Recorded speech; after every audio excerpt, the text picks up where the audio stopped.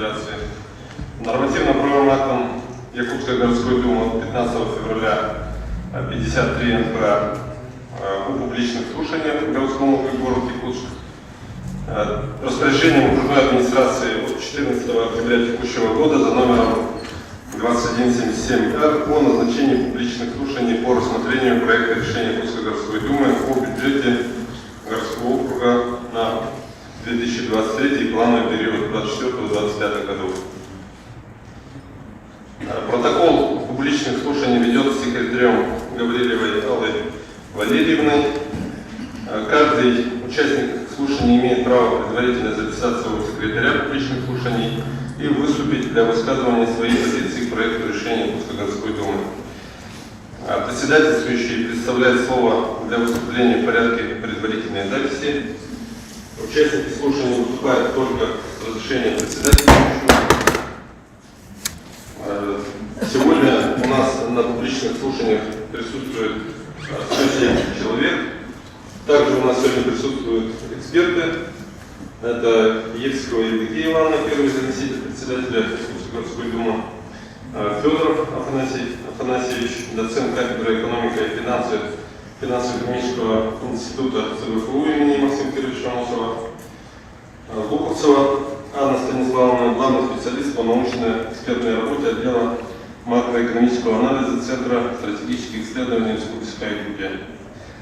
На повестке рассмотрение проекта бюджета городского округа и города Якутск на 2023 и плановый 2024-2025 годы. Предлагается следующий регламент публичных слушаний. Выступление докладчиков не более 15 минут, выступление экспертов не более 5 минут, вопросы участников публичных слушаний не более 2 минут. Теперь предоставляю слово для доклада начальнику департамента экономики и стратегического планирования Любовь Иннокентьевне Кузьминой по вопросу о прогнозе социально-экономического развития городского города Якутск на 23-25 годы. Пожалуйста. Добрый вечер, уважаемые участники публичных слушаний. В 2022 году мы наблюдаем кардинальное изменение внешних и внутренних условий развития российской экономики, что даже нельзя сравнить с годами пандемии. В связи с этим траектория развития в краткой и среднесрочной перспективе характеризуется повышенной степенью неопределенности и еще может быть и будет скорректирована в зависимости от постоянно меняющейся ситуации.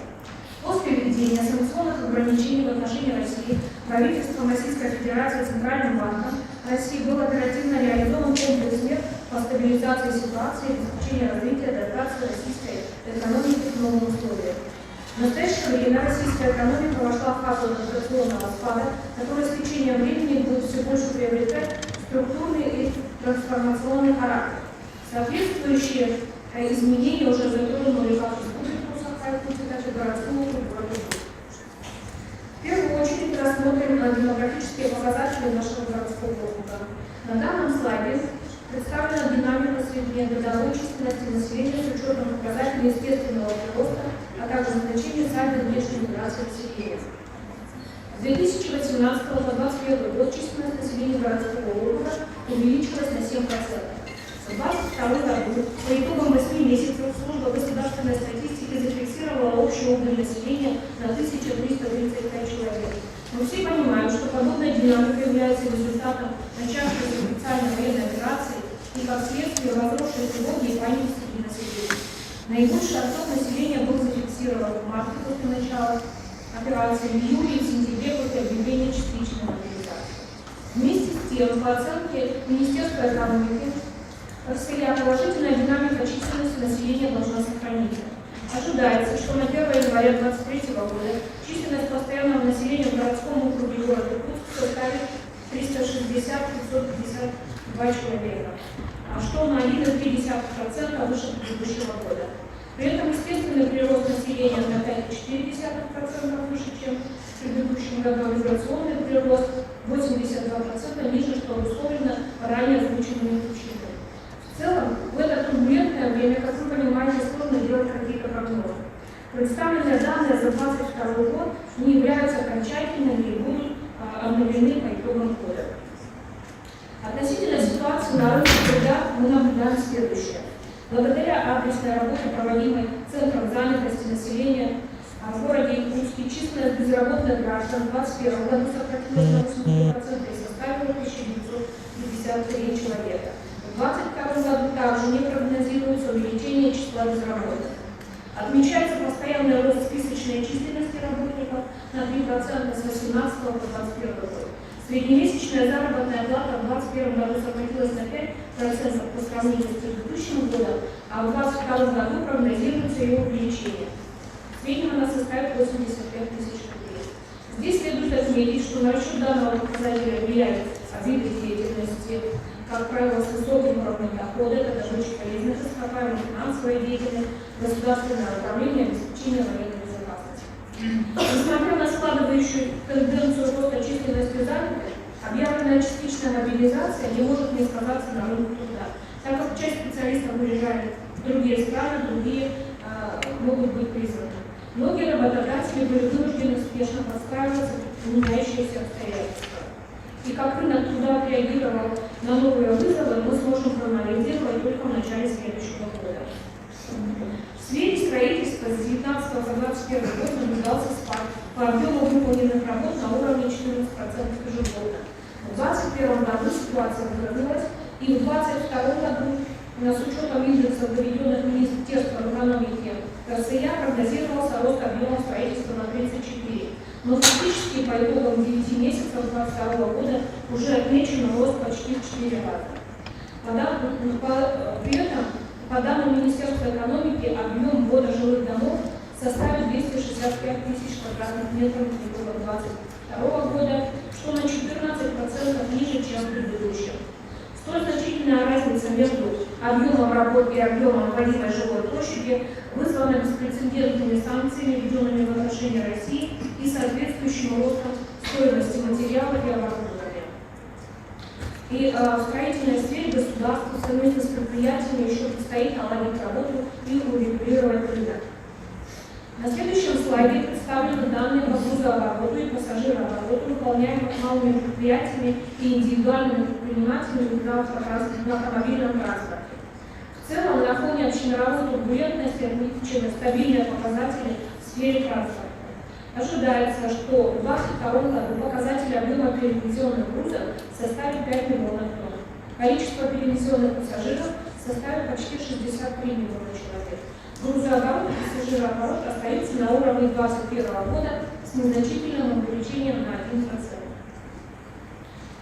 За последние 4 года оборот сферы розничной торговли и общественного питания вырос на 27% и 15% соответственно. И это несмотря на то, что в 2020 году показатели оборота снижались из-за пандемии COVID-19.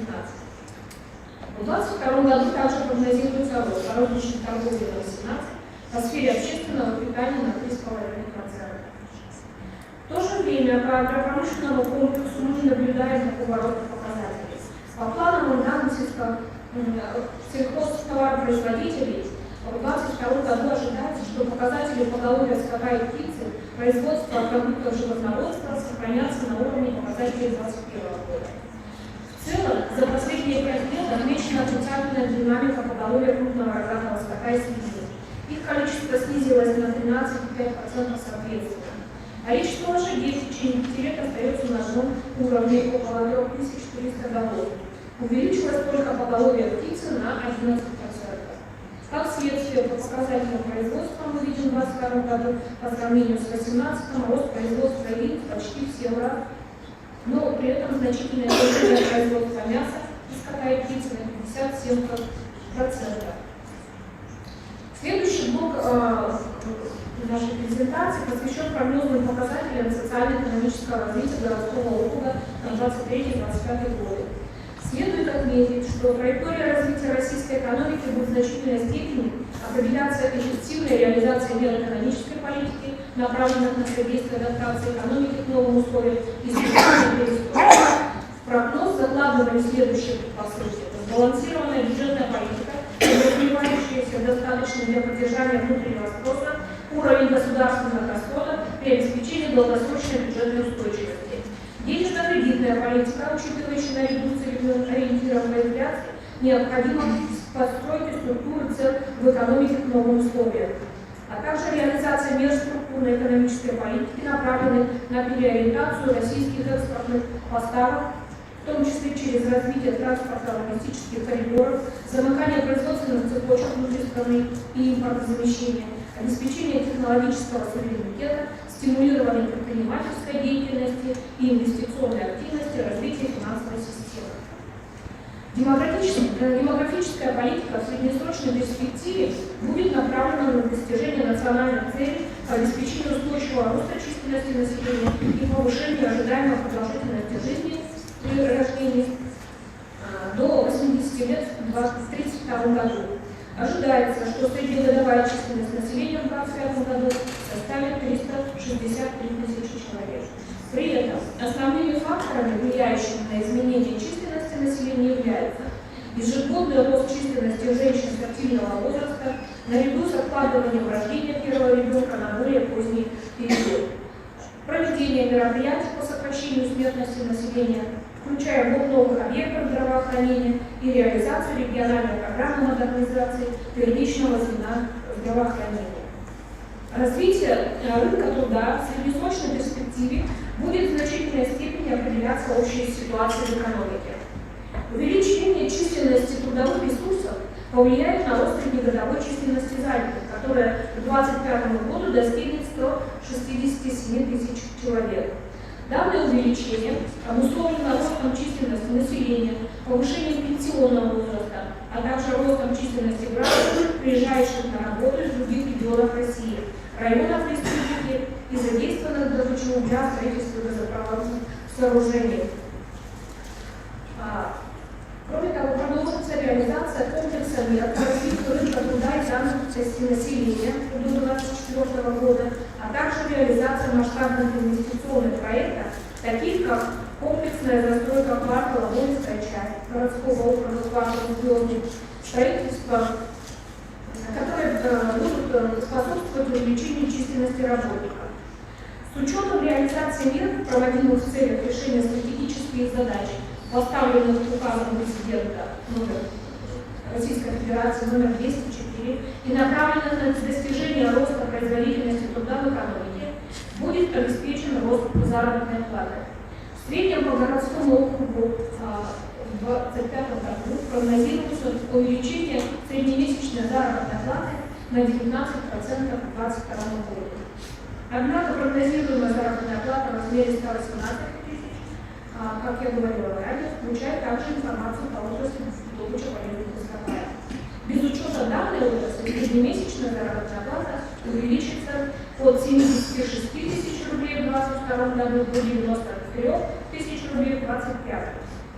Кроме того, в рамках концепции совершенствования системы оплаты труда в учреждениях бюджетной сферы республики предполагается сохранение достигнутых соотношений средней заработной платы к среднемесячному доходу от трудовой деятельности для таких категорий работников, как врачи, средний медицинский персонал, педагоги, преподаватели, работники науки и культуры и социальной работы. Далее, жилье и городская среда. Для обеспечения граждан доступным жильем и увеличения объема жилищного строительства в рамках реализации национальной цели комфортная и безопасная среда для жизни планируется ввод жилья не менее чем 750 тысяч квадратных метров за 23-25 годы. Начиная с 2021 года реализуются масштабные инвестиционные проекты по жилищному строительству, направленные на единое развитие микрорайонов взамен точечной застройки. Как я уже отмечала ранее, в новом квартале «Воинская часть» за счет инфраструктурного бюджетного кредита планируется проведение коммунальной инфраструктуры, строительства подъездных автомобильных дорог и благоустройства квартала. Проектом предусмотрено строительство 30 многоквартирных и 36 двухэтажных домов общей жилой площадью 265 тысяч квадратных метров, в котором будет проживать 11 тысяч жителей. Также продолжится работа по оценке и признанию многоквартирных домов аварийными и подлежащими сносу. Всего с начала 2017 года по состоянию на 1 сентября 2022 года на территории города Якутска признано аварийными 855 многоквартирных домов общей площадью 384 тысячи квадратных метров. В рамках комплексного комплексного развития территории в период 23-27 годов планируется расселить 270 объектов аварийных зон общей площадью 142,4 тысячи квадратных метров. В том числе 192 многоквартирных дома общей площадью 106,7 тысяч квадратных метров. Также в текущем году по программе «Тысяча дорог» на Дальнем Востоке планируется благоустроить 75 новых дорог территории. Прогнозный объем инвестиций в основной капитал на 23-25 годы опирается на планы предприятий, которым с учетом мировой ситуации и санкционной политики приходится осторожно прогнозировать свои капитальные вложения. В целом прогнозируется средний рост инвестиций на 12% ежегодно. К 2025 году данный показатель прогнозируется на уровне 128 миллиардов рублей. В рамках реализации инвестиционной программы Республики Саха продолжится реализация проектов в сфере жилищного строительства и комплексной застройки территории. Для увеличения производительной мощности строительной отрасли республики планируется строительство завода крупнопанельного домостроения в городе Иркутске мощностью 50 тысяч квадратных метров в год с технологической перспективой увеличения до 100 тысяч квадратных метров. При этом мы должны понимать, что на сегодня по всему миру наблюдается спад капитальных вложений. Многие участники рынка поставили на паузу новые проекты в ожидании стабилизации экономики. И сейчас сложно спрогнозировать дальнейшее развитие ситуации. Что касается транспортного комплекса, то в 2025 году по сравнению с 2022 годом прогнозируется рост грузооборота на 3%. Кроме того, в рамках реализации национального проекта «Безопасные и качественные дороги» к 2025 году доля автомобильных дорог, соответствующих нормативным требованиям городской агломерации в городе Иркутск составит 85%, что соответствует 216 километров. Развитие сельского хозяйства нацелено на рост уровня самообеспечения местной сельскохозяйственной продукции. К 2025 году по сравнению с 2022 планируется увеличение производства молока и мяса, скота и птицы на 22%. Также прогнозируется увеличение посевных площадей до 4240 гектаров. Соответственно, планируется увеличить производство зерна на 2,8%, картофеля на 2,8% и овощей на 2,8%. Для стимулирования местного производства планируется внедрение инструментов региональной территории опережающего развития. ТОР будет специализироваться на небольших инвестиционных проектах, преимущественно агропромышленного сектора и туризма, тех, которые могут составить основу экономики сельскохозяйственных территорий. Планируется, что первый региональный ТОР станет долина РКНИ в Хангаласском улусе, которая находится в непосредственной близости от крупного рынка сбыта в городе Иркутска. Сельскохозяйственная продукция, произведенная в региональном ТОР, увеличит долю местных производителей в городе Иркутске на 9%. В качестве заключения хотелось бы сказать, что мы достаточно приспособились к вызовам нового времени, о чем свидетельствуют промежуточные прогнозируемые показатели 2022 года. Вместе с тем мы еще далеки в стабильности и определенности ситуации. Во время крупных потрясений, пандемии коронавируса, экономических кризисов, нестабильной глобальной обстановки ключевыми критериями становятся гибкость и адаптивность, а также скорость реакции в принятии решений. Нам еще предстоит упорный путь для достижения показателей 2023-2025 году и достижения устойчивого развития города Иркутска. Спасибо за внимание. Спасибо, Любовь Никитина. Слово для доклада предоставляется начальнику департамента финансов окружной администрации города Иркутска Максимовой Ольге Николаевне по проекту бюджета Иркутского города на 23 и плановый 24-25 год. Пожалуйста. Добрый вечер, уважаемые участники публичных слушаний. Сегодня мы проводим обсуждение проекта бюджета города на 23 год и на плановый период 24-25 годов. Формат публичных слушаний позволяет нам максимально открыто обсудить с жителями главный финансовый документ города. Все замечания и предложения, высказанные по направлениям расходования бюджетных средств, будут услышаны и максимально учтены по возможностям нашего бюджета, а также предметно использованы в работе. В своем выступлении я кратко остановлюсь на достигнутых результатах текущего года и перспективах на следующий год и плановый период. В ближайшие 3 года основные цели налоговой и бюджетной политики, так как и ранее, остается устойчивое социально-экономическое развитие города, улучшение качества жизни населения. Первое учтение прогноз бюджета составляется без учета межбюджетных трансфертов только за счет собственных средств. Доходы и расходы бюджета на 2023 год запланированы в размере 10,5 миллиардов рублей, то есть принимается бездефицитный бюджет. На 2024 год доходы и расходы спрогнозированы в сумме 12,5 миллиардов рублей, на 2025 год 13,4 миллиарда рублей. За плановый период бюджет планируется принять без дефицита. Теперь позвольте более подробно остановиться на параметрах бюджета. Доходы бюджета городского округа складываются из налоговых и неналоговых доходов, которые сформированы на основе прогноза социально-экономического развития города на 2023-2025 годы по данным Управления Федеральной налоговой службы республики по основным видам налогов и прогнозом расчетных администраторов доходов бюджета. При расчете прогноза доходной части места бюджета учтено налоговое и бюджетное законодательство, действующее на момент составления проекта бюджета и оценки поступления доходов в бюджет в 2022 году.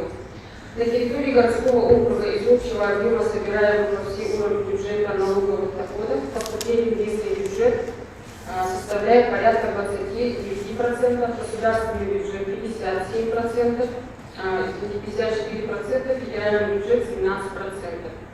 Количество налогоплательщиков, которые обеспечивают основные налоговые поступления в местный бюджет по отчетным данным налогового органа за 2021 год составляет по НДФЛ 7,5 тысяч налоговых агентов, по ЦЕН 16 тысяч, это юридические лица ПСН 5 тысяч, налог на имущество физических лиц 186 тысяч, земельный налог 69 тысяч налогоплательщиков.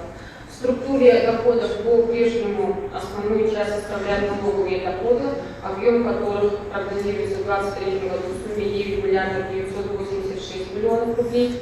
Прогноз на 2024-2025 годы 11 миллиардов 925 миллионов и 12 миллиардов 920 миллионов рублей соответственно. Объем неналоговых доходов 2023 года прогнозируется в сумме 485 миллионов рублей, на плановый период 460 и 469 миллионов рублей соответственно. В структуре налоговых доходов наибольший удельный вес занимает налог на доходы физических лиц, порядка 61%, в котором основные поступления приходятся на организацию бюджетной сферы, это 60%. В 2022 году объем налога составляет 6 миллиардов 17 миллионов рублей, в 2023 году 6 миллиардов 362 миллиона рублей, в 2024 году 6 миллиардов 660 миллионов рублей. В 2025 году 6 миллиардов 977 миллионов рублей. Таким образом, прогнозируется ежегодный прирост 4-5%. Наибольший удельный вес в структуре неналоговых доходов приходится на доходы от использования имущества порядка 73%. Объем их поступлений прогнозируется в 2023 году в сумме 338 миллионов рублей, в 2024 345 миллионов и в 2025 году 351 миллион рублей. Считаю важным остановиться на поступлении от УСН. В республике планируется принятие закона о налоговой политике, в соответствии с которым будет предусмотрена льгота по УСН.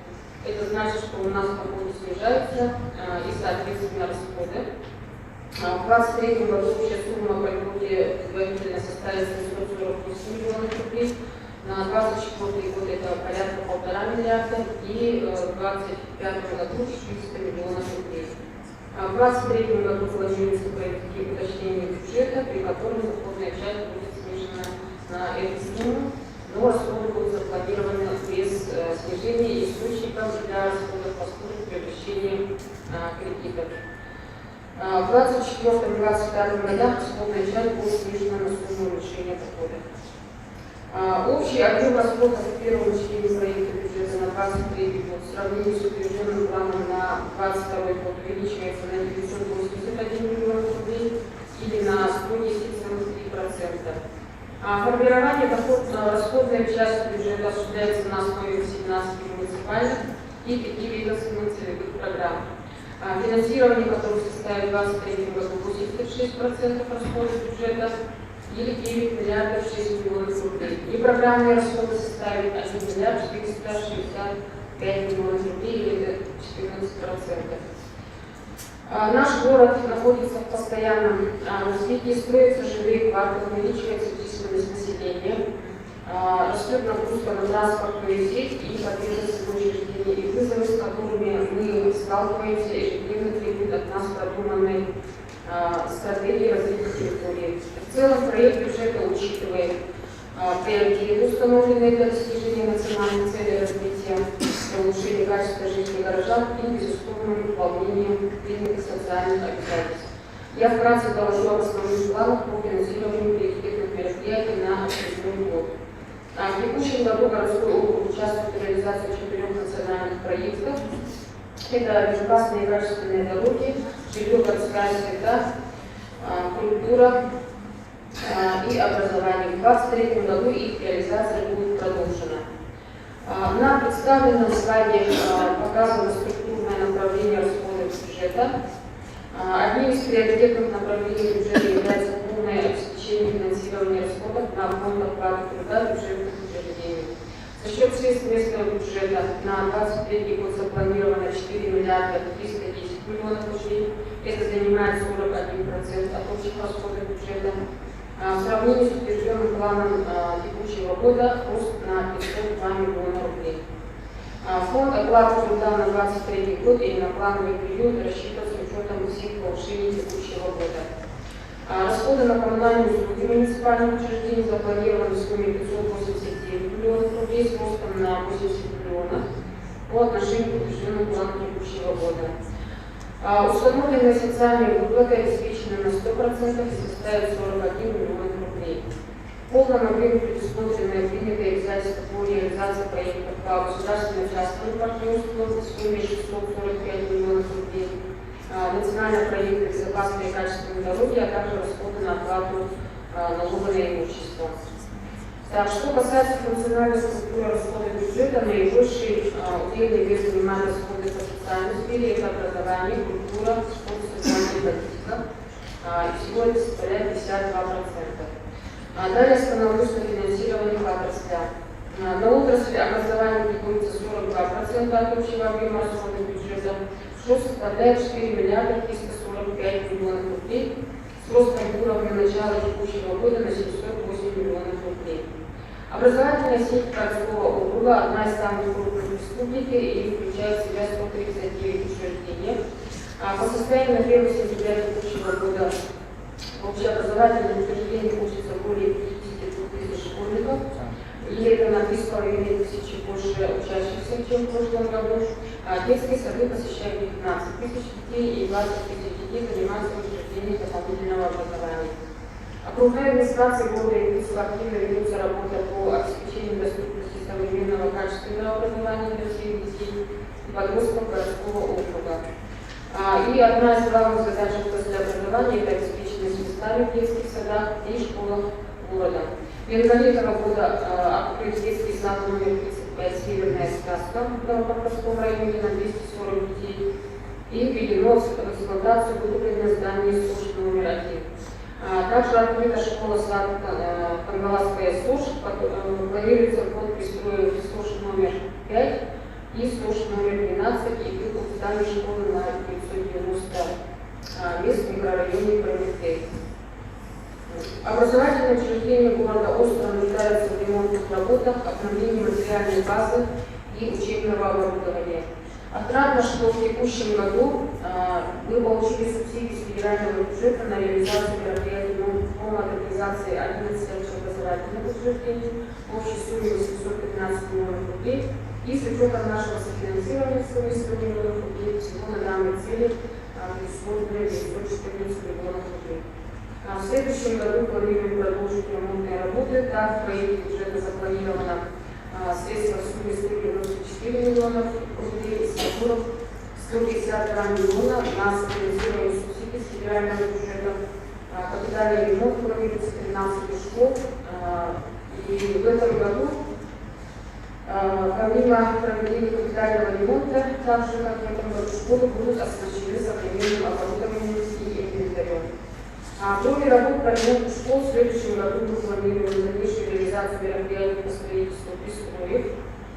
СОЖ номер 26, СОЖ номер 29, в общей сумме 13 миллионов рублей и софинансированных средствами из бюджета. Также запланированы капитальные расходы в общей сумме 29 миллионов рублей. Это на разработку ПСД по типу детская школа искусства 350 мест с концертным залом Хатасы, ПСД по усилению строительных конструкций устройства дренажной системы здания детского сада номер 96 «Пустичка» и здание Центра развития ребенка детский сад номер 19 «Василек». На капитальный ремонт здания СОЖ номер 9 и здание СОЖ номер 27 также запланированы средства. Особое внимание уделено обеспечению безопасности образовательных учреждений. Средства на проведение антитеррористических мероприятий на 23 год запланированы в сумме 204 миллиона рублей. Из них на услуги неведомственной охраны это 156 миллионов. Монтаж ограждения территории образовательных учреждений 13 миллионов рублей. Монтаж, ремонт, модернизация системы видеонаблюдения 8 миллионов и монтаж системы охраны и сигнализации 27 миллионов рублей. На плановый период ежегодно по 10-15 миллионов рублей. Также приоритетом является обеспечение организации школьного питания. Запланировано 160 миллионов рублей, в том числе на питание крупной категории учащихся с 5 по 11 класса 118 миллионов, на софинансирование субсидий с федерального бюджета на организацию питания учащихся начальных классов 42 миллиона рублей. Для обеспечения продуктами питания в детских и дошкольных образовательных учреждениях в 2023 году предусмотрены средства стоимостью 41 миллион рублей. Следующий год объявлен годом педагога и наставника Российской Федерации. На организацию проведения мероприятий, приуроченных к этому, предусматривается 4 миллиона рублей. В 2024 году планируется проведение игр «Дизайны» в нашем городе. В целях подготовки к проведению на высоком уровне руководством окружной администрации города Иркутска проводится работа с правительством республики по выделению бюджетных трансфертов для проведения ремонта. Теперь перейдем к отрасли культуры.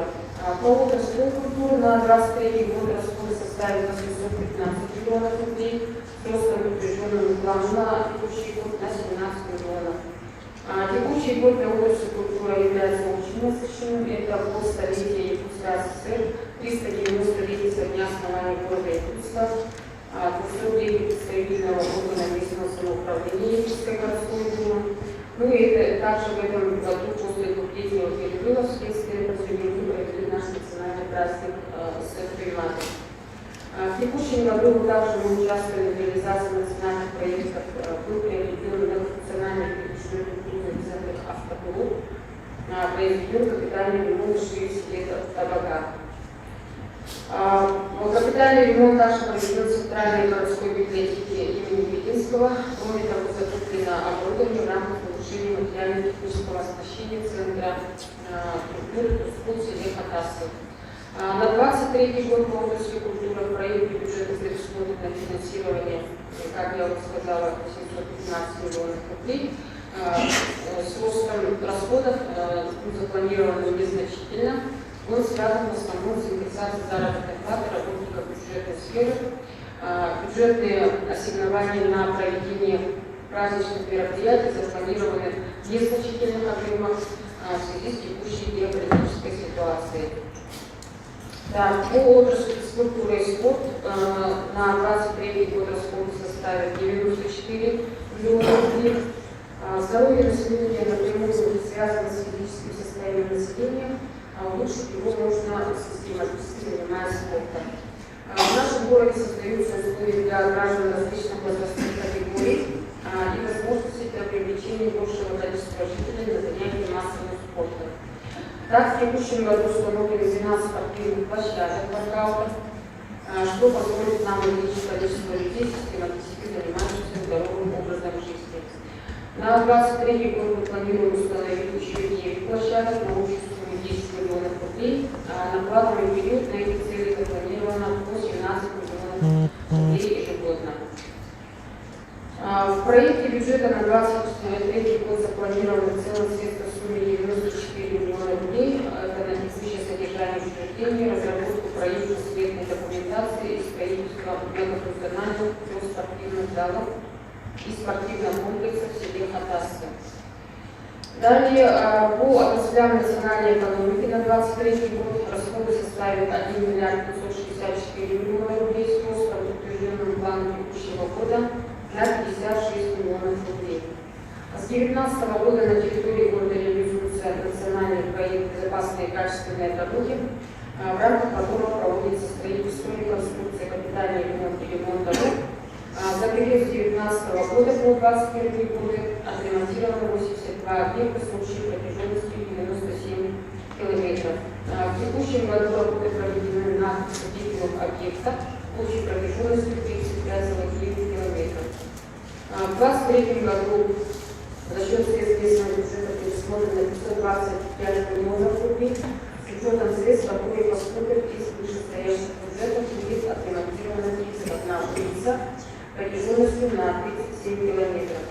На плановый период ежегодно предусматривается по 500 миллионов рублей. Также запланирована дальнейшая реализация мероприятий по приобретению установки теплых автобусных остановок. В 2023 году будут установлены еще 5 единиц. В 2022 году установлены теплые остановки, всего 10 теплых автобусных остановок. Предусмотрены расходы на обеспечение принятых обязательств по приобретенным в 2022 году ездить 55 автобусов для МУД-ЕБА. Кроме того, планируется приобрести дизель еще 15 автобусов. Конечно же, продолжится субсидирование перевозок пассажиров по пригородным маршрутам. Ежегодный пассажиропоток по социально значимым пригородным маршрутам с начала пандемии составляет более 2,5 миллиона человек. До введения ограничительных мер за 2019 год пассажиропоток составлял 4 миллиона человек. За 9 месяцев текущего года в МУД-ЕБА перевезено 2,5 миллиона пассажиров. Годовой показатель планируется в размере 3,5 миллионов человек. В 2023 году предприятие планируется перевести более 5 миллионов человек. Хочу отметить, что по итогам многолетней работы окружной администрации города Иркутска в текущем году подписано распоряжение главы республики, в соответствии с которым коэффициент, используемый для расчета объема предоставляемой субсидии из государственного бюджета на исполнение столичных функций на 2023 год утвержден в размере 10%. Таким образом, объем субсидий составит 867 миллионов рублей против 526 миллионов в текущем году. И, соответственно, в проекте бюджета была увеличена и сумма софинансирования из местного бюджета, который составит 692 миллиона рублей. Большая часть указанных средств будет направлена на обеспечение мероприятий по текущему содержанию дорог.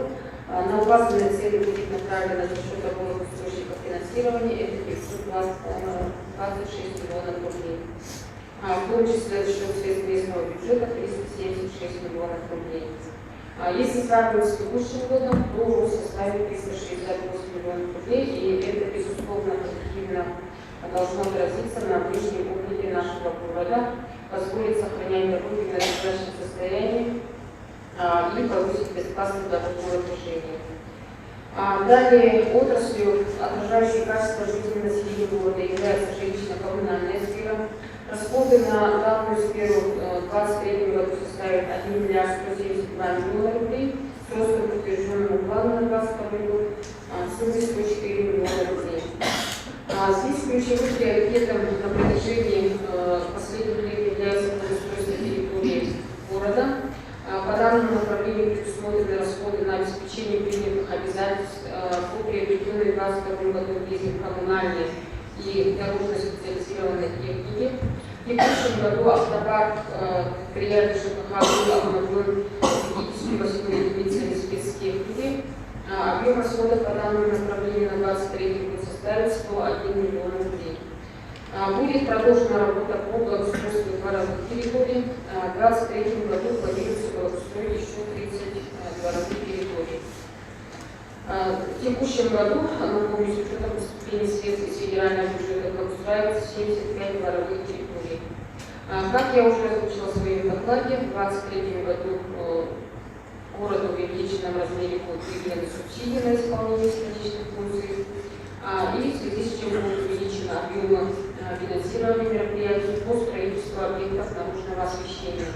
Планируется выполнить работы на 24 объектах, 9 из которых находятся в пригородных территориях. В текущем году работы выполнены по 5 объектам, 3 из которых расположены в селе Хатасы. В городе остро стоит вопрос аварийного и ветхого жилищного фонда, среди которого имеются дома, грозящие обвалом и представляющие угрозу для здоровья и жизни проживающих в них граждан.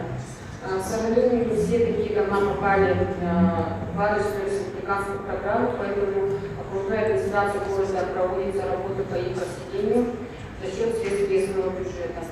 В текущем году было предусмотрено средства на переселение граждан из 4 ветхих аварийных домов.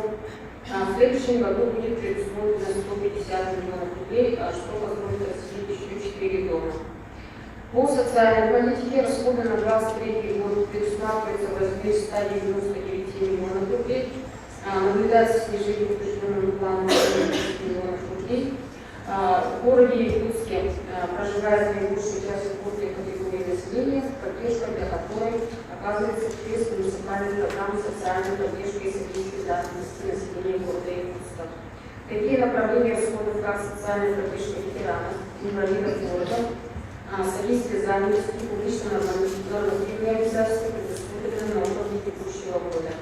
Снижение финансирования в целом по данному разделу объясняется уточнением объемов и формированием проекта бюджета с учетом динамики как-то бесплатной перевозки учащихся на пригородных и городских маршрутах. На программные расходы на 2023 год запланированы средства в общей сумме 1 миллиард 465 миллионов рублей. Из них на отдельной фонде окружной администрации в сумме 50 миллионов рублей, на исполнение судебных актов 65 миллионов рублей, на произведение выборов 35 миллионов рублей, на обслуживание муниципального долга 10 миллионов рублей. И также на плановый период условно утвержденные расходы запланированы на сумме 1 миллиард 802 миллиона рублей и в 2025 году в сумме 2 миллиарда 528 миллионов рублей. Снижение расходов по отношению к утвержденному плану на 2022 год в сумме 368 миллионов рублей связано с необходимостью обеспечения первоочередных расходов.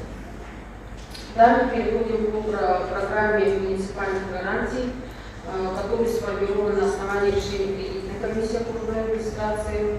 На 2023 год в сумме 339 миллионов рублей, на 2024 год в сумме 155 миллионов и на 2025 год в сумме 5 миллионов рублей.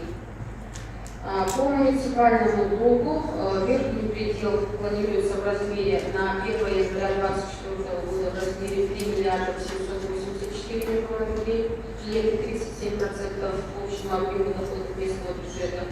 На 1 января 2025 года 3 миллиарда 538 миллионов рублей и на 1 января 2026 года 3 миллиарда 131 миллион рублей.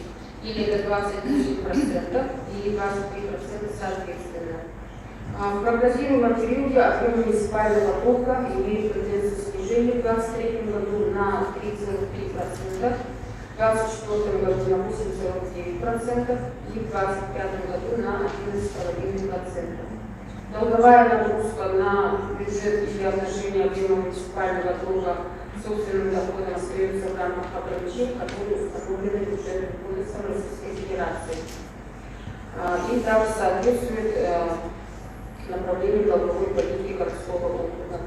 В настоящее время проект бюджета находится на согласовании контроля Счетной палаты города Якутска и прокуратуры города Якутска, а также рассматривается на заседании постоянной комиссии Якутской городской думы.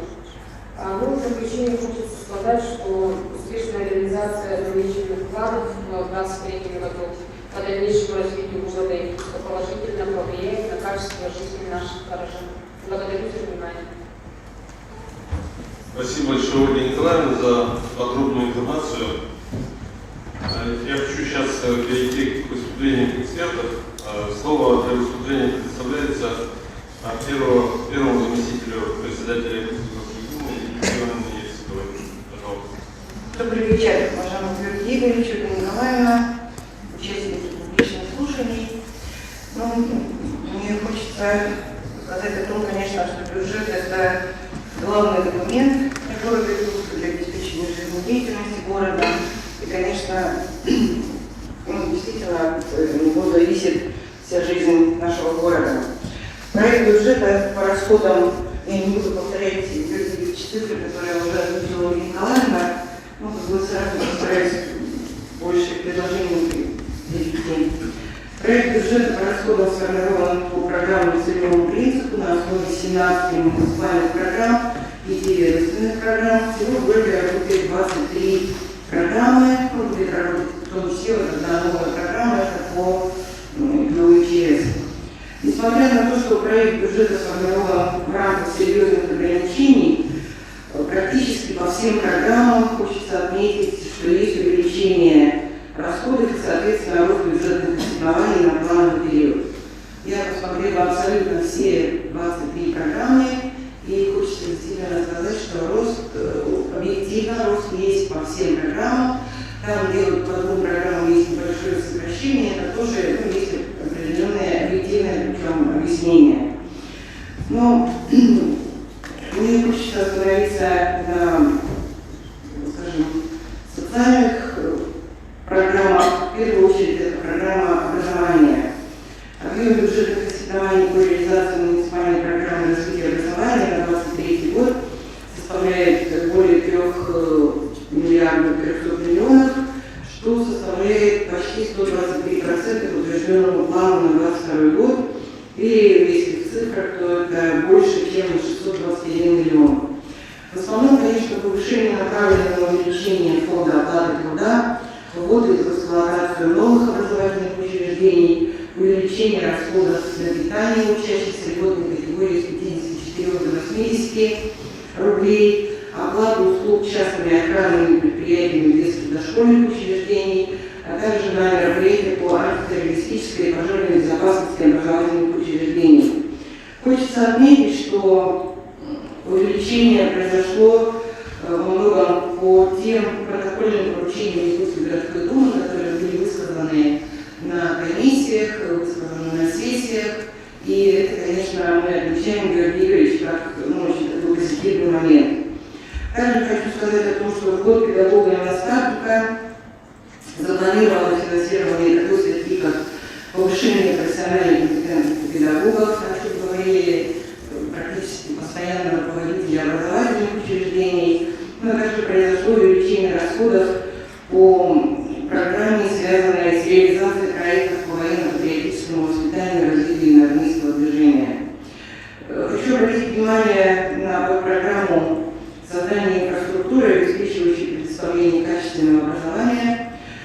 На двух моментах хочу остановиться. Во-первых, это капитальный ремонт и укрепительно-восстановительная работа.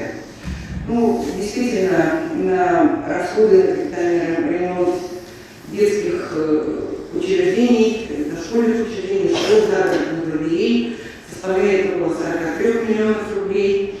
Кроме того, порядка 22 миллионов рублей выделяются на укрепительно-восстановительные работы и разработку ПСД по тем учреждениям, о которых как раз говорили депутаты Иркутской городской думы.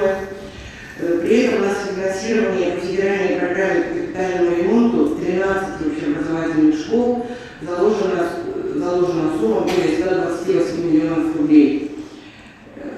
При этом требуются дополнительные средства на проведение капитального ремонта детских дошкольных учреждений. И мне хочется сказать, Георгий Юрьевич, что сегодня есть даже внутренние возможности в городе создания дополнительных групп детских дошкольных учреждений, но для этого требуется проведение капитального ремонта таких детских дошкольных учреждений, как, например, детский сад 88, который в 2020 году был передан от ГНЦ, ну, своими силами, учреждения, с помощью родителей, управление образования, конечно, ну, вместе с окружной администрацией кое-что выделяют, провели определенные ремонтные работы, но сегодня есть два помещения, которые, сделав капитальный ремонт, где требуется порядка 5 миллионов рублей, можно открыть две дополнительные группы. И детский садик 45, который находится в районе ДСК, где очень высокая потребность в местах детских дошкольных учреждениях, а общая очередь сегодня для детей в возрасте от 3 до 7 лет составляет более 5000, и ДСК – это один из районов, где повышенная потребность в местах детских дошкольных учреждений. Есть 4 помещения, где можно после проведения ремонтных работ на сумму 12 миллионов 100 тысяч открыть 4 группы. Вот получается у нас 6 дополнительных групп дошкольников с охватом около 200 человек, а требуется всего 17 миллионов рублей. Предлагаю продолжить, наверное, работу, она уже ведется, но продолжить работу совместно окружной администрации депутатского корпуса с правительством по изменению процентной ставки софинансирования на капитальный ремонт с 11, влияли до 6, но хотя бы как может быть, немножко ее снизить. И тогда те средства, которые высвобождаются, при этом можно направить на капитальный ремонт детских дошкольных учреждений, либо для создания дополнительных мест, или укрепление, допустим, проведение ремонтов в детских садах, которые являются сегодня детскими. И второй момент, на котором хочу тоже внимание сконцентрировать, это сегодня назрела острая необходимость обновления или полной замены технологического оборудования образовательных учреждений. И по большому счету именно от этого тоже зависит и качество питания, а значит и здоровье наших детей, самых маленьких горожан. Сегодня в этом нуждаются 46 детских садов из 64. Управлением образования разработана дорожная карта на 3 года. Общая сумма составляет порядка 23 миллионов рублей. Поэтому давайте мы с вами в ходе исполнения бюджета 2023 года посмотрим, чтобы начать реализовывать эту дорожную карту уже в 2023 году и при возможности уже выделить какую-то сумму, чтобы начать эту работу. И сегодня, наверное, для всех учреждений не только образования, а вообще хочется обратиться ко всем руководителям учреждений, организаций, предприятий, различных форм собственности. Сегодня, учитывая такой непростой бюджет, наверное, действительно нужно подумать о том, что сегодня больше внимания руководители должны уделять развитию внебюджетной деятельности, а не просто, скажем, жить только за счет бюджета местного. Хочется сказать, что обсуждение проекта бюджета уже началось. 3 комиссии, постоянные комиссии после городской думы уже состоялись. На следующей неделе еще запланировано 6 комиссий. Но в целом надо сказать, что депутаты, скажем, с одобрением относятся к данному прогнозу проекту бюджета, поэтому я считаю, что его надо будет, конечно же, принимать. И уже продолжать работу и с правительством, и с государственным собранием документ по выделению дополнительных средств для реализации муниципальных ведомственных программ, которые сегодня работают в городе. У меня все. Спасибо. Спасибо большое, Виктория Ивановна. Да, несомненно, все вопросы, которые вы отметили в своем заключении, сегодня озвучили, они действительно, очень актуальны сегодня. Все вопросы, связанные с ремонтом детских садов, непосредственно на контроле у города. И сейчас, как мы все знаем, ведем работу с правительством для изыскания дополнительных средств на эти цели. Да? И, конечно же, ваши предложения мы будем учитывать в ходе исполнения бюджета. Что касается технологического оборудования, модернизации технологического оборудования в наших учреждениях, я думаю, надо будет нам здесь чуть поближе подойти, возможно, рассмотреть какие-то лизинговые инструменты и так далее, чтобы в моменте нагрузка на бюджет не была столь высокой, потому что, кроме того, как мы все знаем, у нас есть еще потребность по ветхому аварийному жилью, да, там очень большая потребность, поэтому будем стараться эти вопросы решить в ходе исполнения бюджета. Спасибо.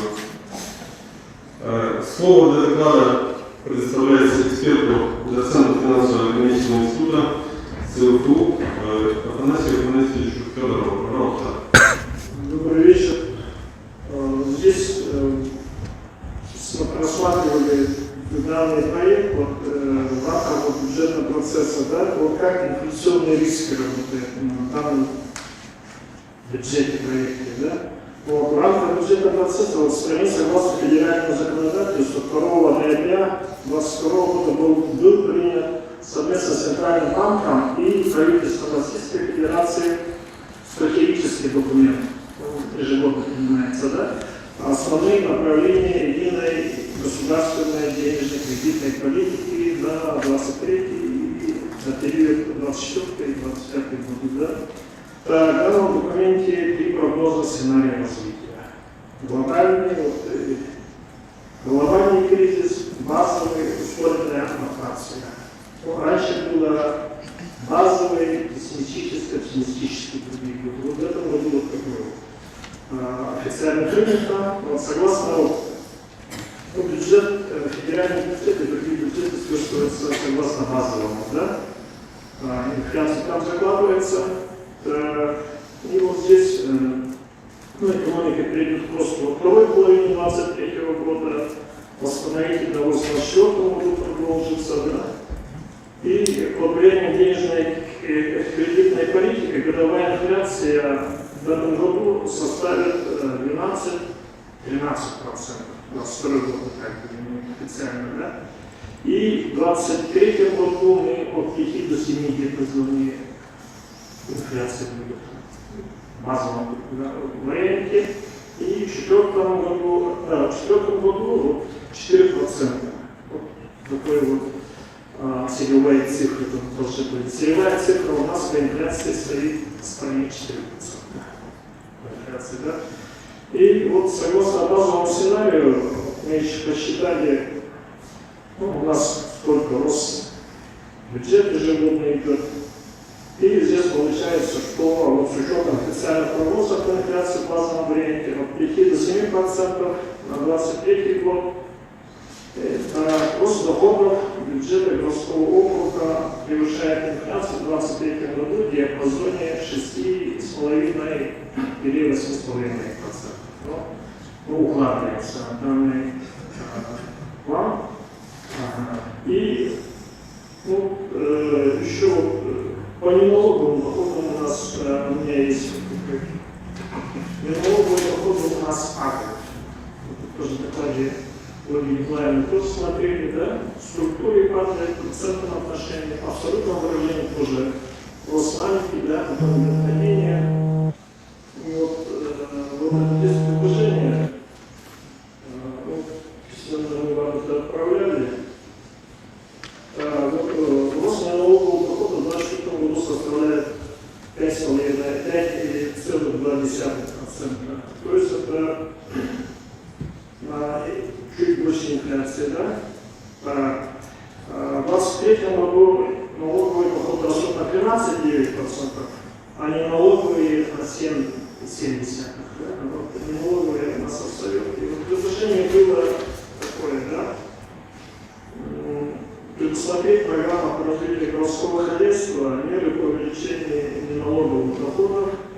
Вот мне посмотрел материал, вот здесь есть, что сфера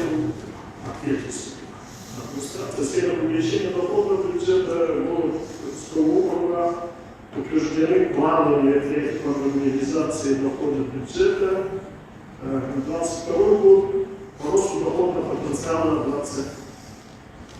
3,4 года. И еженедельно проводится заседание комиссии по увеличению налоговых и неналоговых доходов.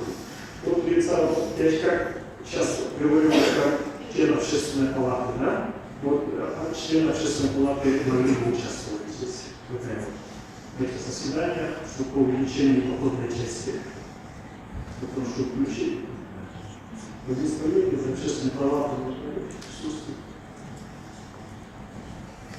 Вот бюджет, рассматриваем бюджет, сбалансированный у нас. Я много раз бюджет посмотрел, сейчас без дефицита не вышло. В данном случае. И Он сбалансированный, дезинфицированный, сохранены его основополагающие составляющие бюджет программы, социальные, да, инвестиционные, как будущее, как я сказал, надо бюджет принимать. Спасибо, Афанасий Афанасьевич. Спасибо за ваши предложения, замечания по работе комиссии по неналоговым доходам. Я лично ее веду еженедельно. Уже с 2020 года мы эту работу постоянно системно ведем. Я буду с радостью, будем рады вас включить в эту комиссию. Только за ваше желание, да? Поэтому надо будет состав комиссии обновить. Мы работаем еженедельно, по средам, там, в определенное время, чтобы было это удобно. Касательно в целом налоговых доходов, да? У нас есть два момента, на которых я хотел бы акцентировать внимание. Первое, как уже было сказано в многих неправильных докладе, у нас отделение доля налоговых доходов – это отделение агентства земельных отношений, это арендная плата за земельные участки. Здесь у нас прогнозируется снижение, в основном ввиду снижения кадастровой стоимости земельных участков. То есть у нас налоговая база падает, в связи с этим у нас, к сожалению, идет нисходящий тренд. То есть у нас, в принципе, нет развития, да? Это первое. Во-вторых, у нас в падении департамента градостроительства ранее были такие доходы от ДРЗТ, да? Это договора по развитию застроенных территорий. У нас сейчас появился новый механизм комплексного развития территорий. В этом году, к сожалению, поздно вышли документы, связанные с мастер-планом и так далее, поэтому эти доходы, новый механизм, он только начинает работать.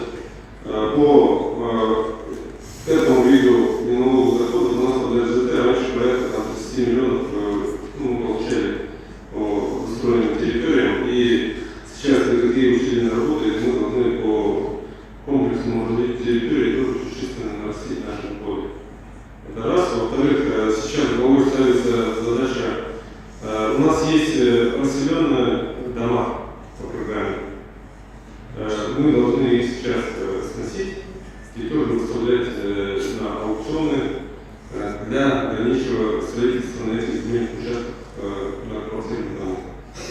То есть мы считаем, что эти доходы нам позволят сделать определенный плюс по налоговым доходам, но сегодня в бюджете мы заложили более базовый сценарий, да, и по ходу поступления реализации наших планов мы будем тоже корректировать бюджет. И как Ольга Николаевна сегодня в своем выступлении доложила, да, мы сейчас базируемся на тех ставках, которые действуют сегодня в налоговом законодательстве Республики Якутия. Сейчас налоговая комиссия правительства, она уже пошла, законопроект будет рассматриваться в этом году, и, соответственно, уже есть предпосылки к тому, что будут льготы по УСН приняты на следующий год. В связи с этим у нас при первой корректировке бюджета в 2023 году мы уже будем снижать нашу доходную базу по УСН. Это порядка 748 миллионов рублей. Это предварительная оценка. Но эти данные у нас согласованы с УФНС, Республиканской Якутии. Соответственно, мы на эту сумму снижения дохода будем увеличивать 30. Также сегодня было доложено о том, что мы системно работаем по долговой нагрузке. Да? Мы года в год, несмотря на все сложности ковида и так далее, мы постоянно снижаем ее, что дает нам запас прочности, и мы можем в следующем году, в первом квартале, увеличить дефицит бюджета порядка на 8%. Спасибо. Я хотел сказать, что это не моя личная часть, а общественная палата будет участие. Хорошо, дайте кандидатуру, мы с радостью будем внести вопрос. Хорошо. Несите тогда предложение. Да, спасибо большое. Слово для доклада представляется эксперту, главному специалисту по научной экспертной работе отдела макроэкономического анализа Центра стратегических исследований Республики Якутия Анне Станиславовне Глуховцевой. Добрый вечер, уважаемые участники публичных слушаний. Мы также, как и другие эксперты, направляли свое экспертное заключение, в котором указали наши выводы и предложения. В целом, проект бюджета на 2023 год соответствует действующему бюджетному законодательству. В экспертном заключении мы отмечали, что существует большая вероятность о том, что продлят налоговые льготы по УСН на 2023 год, что создает существенные риски для исполнения объемов дохода по проекту бюджета. Получается, что уже принято решение о продлении налоговых льгот, я так понимаю. Да, и здесь также нужно отметить, что согласно сведениям Единого реестра субъектов малого и среднего предпринимательства, по состоянию на 10 октября текущего года количество предпринимателей города Якутска увеличилось на 24% и составило 19,6 тысяч единиц. Проектом бюджета на 2023 год прогнозируется снижение поступления земельного налога на 1,7% или на 3 миллиона в плане 2022 года и снижение доходов от арендной платы за земли, находящихся в собственности городского округа, на 35% или на 7 миллионов рублей. Причиной снижения в пояснительной записке указывается проведение в этом году на территории республики государственной кадастровой оценки земельных участков, согласно предварительных результатов которых в целом отмечается снижение кадастровой стоимости земельных участков. Земельный имущественный комплекс является ключевым объектом муниципального управления. В этой связи предлагаем провести исследование причин снижения кадастровой оценки земельных участков, поскольку за последние годы отмечается значительный рост рыночной стоимости земельных участков, в том числе из-за активного развития индивидуального жилищного строительства. В целом у меня все. Спасибо за внимание. Спасибо большое. Анна Станиславовна, есть что прокомментировать? У нас хорошее замечание есть. Спасибо, мы обязательно будем исправить. Так, далее у нас Министерство финансов направило свое заключение. Я даю слово Ольге Николаевне Максимовне для зачитывания экспертного заключения Министерства финансов. В экспертном заключении Министерства финансов от 8 ноября текущего года отмечено следующее. Отмечено, что объем изделия фонда составляет 50 миллионов рублей. На каждый финансовый год, что не превышает предельное значение. Отношение изделия фонда к общему годовому объему расходов бюджета.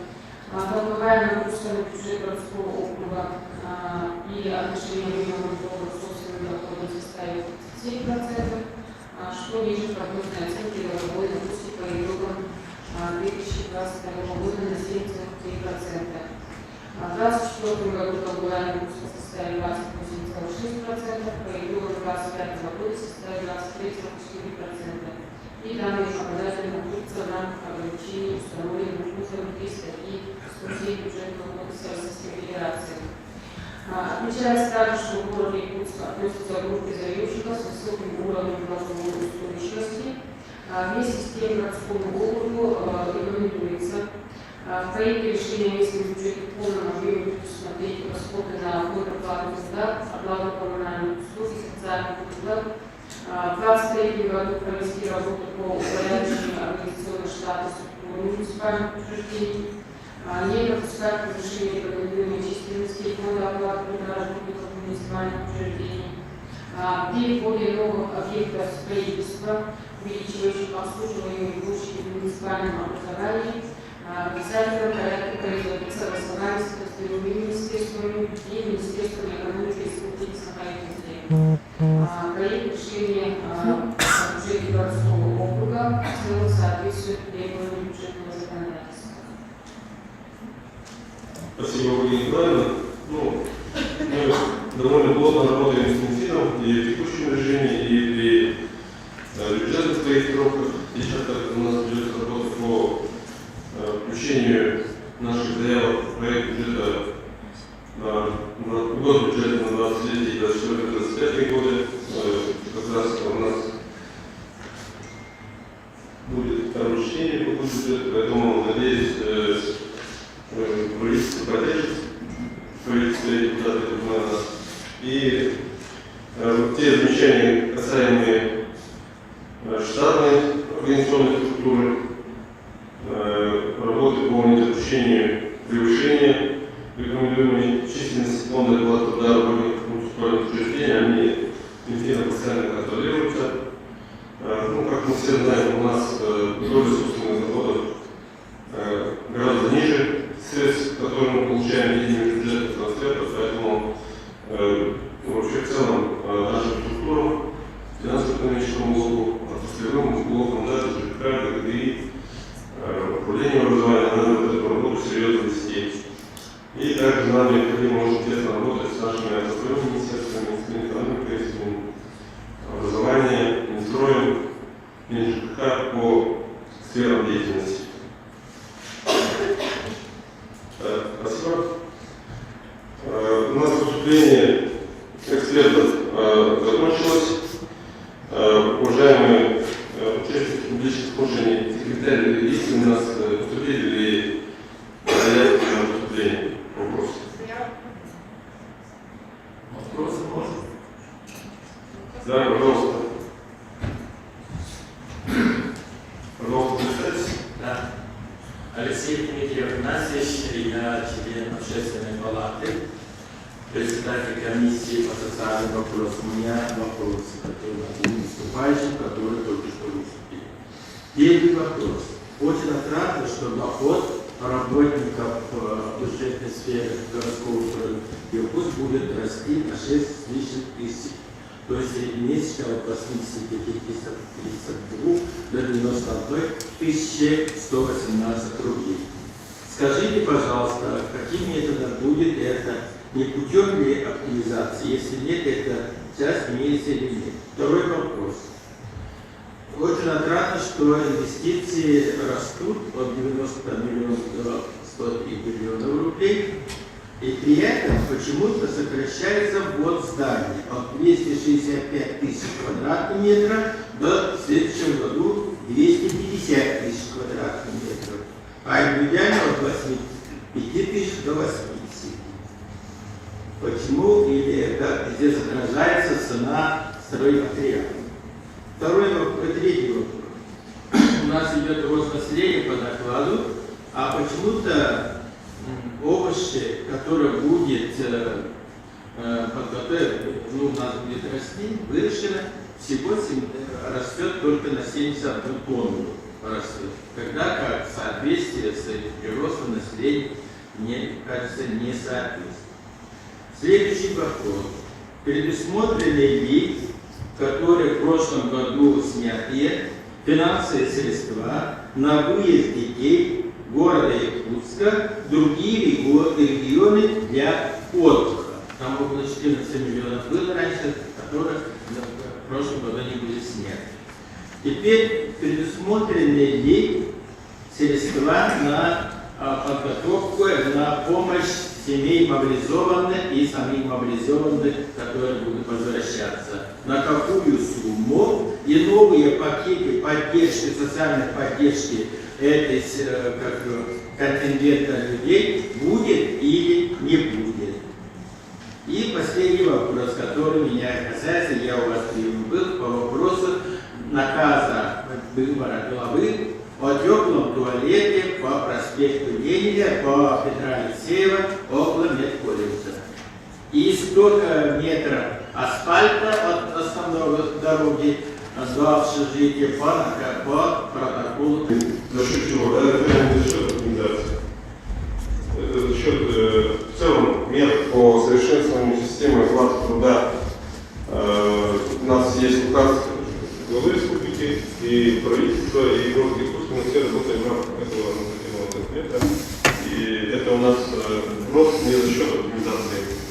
По второму вопросу, да, это по увеличению инвестиций и снижению площадей ввода зданий. У нас, ну, как вы знаете, есть вообще строительный процесс, да? Мы, когда прогнозируем, можем подойти индексным методом, но мы вот в этот раз подошли более реальным методом. У нас департамент градостроительства выдает разрешение на строительство. Как вы знаете, у нас при выдаче разрешения на строительство там заявляется срок ввода объекта. И мы здесь подошли прямо конкретно физически, да, то есть мы взяли выданные от РНС плановые сроки, исходя из этого мы планируем ввод жилья. У нас, как вы понимаете, некоторые объекты вводятся 2-3 года, да, и в связи с этим, ну, вот это жизненный цикл строительства. И не всегда вложенные деньги в текущем финансовом году, они, ну, выходят в виде квадратных метров в этом финансовом году, в связи с этим вот есть определенные как бы, перекосы в той статистике, которую вы сейчас обозначили. Дальше. По росту населения и овощам, да, я правильно понял? Да, это аграрный поезд. Ну, к сожалению, у нас рост населения, да, если посмотреть информацию, которую мы представили, у нас в основном растет за счет миграционного прироста. И не всегда люди, которые мигранты сюда приезжают, они занимаются сельским хозяйством, они в основном работают в других отраслях. Строительство, торговля и так далее. И вид деятельности, ну, они способствуют увеличению овощей, открытого грунта, закрытого грунта, да. И еще есть, конечно же, здесь определенная тенденция, да, у нас, к сожалению, ну, наверное, все вы знаете, да, что картошку выращивать стали меньше, да. Ну, молодежь, она предпочтет купить ее, нежели выращивать на садовом участке, да. У нас, например, из 12 тысяч тонн картошки в городском округе Иркутск организованные хозяйства выращивают порядка 3500 тонн. Все остальное это данные по личным подсобным хозяйствам. И вот этот показатель ЛПХ, он у нас, к сожалению, из года в год падает. Да? Но это вообще в целом мировые тренды. Люди предпочитают меньше как бы самим работать, да, они предпочитают покупки. Поэтому вот этот тренд у нас здесь тоже имеет место быть. Дальше. Снятие на вывоз детей на отдых, да? Вот здесь я просил бы Другие регионы. Да. Раньше было предусмотрено, нынче нет. Вы правильно, есть у вас, да? У нас предусмотрено 8,5 миллионов рублей и также планируется в 2023 году.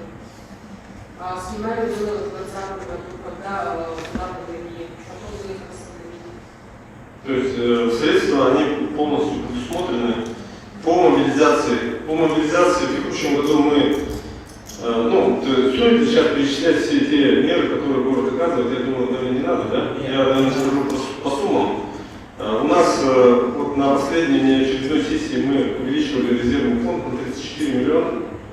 Вот, и, соответственно, с учетом принятых решений по поддержке мобилизованных, это вот основные суммы, это выплаты денежные мобилизованными семьям, это по 30 тысяч, там порядка, ну вот, ориентируемся мы где-то на 45 миллионов, это вот тоже плановые расходы, да. Далее у нас через муниципальное предприятие Бурштаб у нас разводятся овощные наборы, там порядка там чуть 3 миллионов. Далее у нас сейчас глава дал поручение, чтобы мы в конце ноября, в начале декабря также еще отработали по сильным в части основных продуктовых наборов, да. Эту работу тоже мы сейчас предварительно ведем. Ну и на следующий год у нас будет продолжать работать центр поддержки мобилизованных.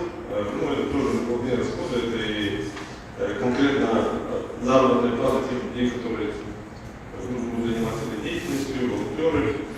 Также у нас будут привлекаться психологи и юристы, которые будут консультировать по поступающим вопросам. Я имею в виду новые пакеты социальной поддержки в 2023 году, которых интересно не перечислять, будет или нет, или остается только те. Вот эти средства, они будут, вот эти меры, они будут обеспечены финансированием. А дополнительно не будет. Ну, пока дополнительно у нас есть меры федеральной поддержки, есть меры республиканского бюджета, есть вот муниципальная поддержка, которую мы сейчас перечисляем, мы ее будем продолжать. И также еще по линии фонда Победы, который вот сейчас тоже этим вопросом занимается, по линии фонда Победы тоже будет поддерживаться семьи по вопросам, не охваченным мерами бюджетной поддержки. потому что, к сожалению, не все обращения мы можем решить за счет бюджета, вы понимаете, да, там сложности налогового, администрирования и так далее, поэтому с фонда тоже нужно потерять. Так, дальше у нас был вопрос по теплому туалету, да? Ну, вот у нас... Нет, не теплый туалет. Теплая остановка по Петра Алексеева, 60, около медколледжа, который был наказан главы. Понятно. У нас коллеги, периферии кто-то присутствует, да? Прокомментируйте данный вопрос. И 100 метров асфальта с Петра Алексеева до... Ну, вот это вопросы гранолов. Коллеги, гранолов кто присутствует, прокомментируйте, пожалуйста. Елена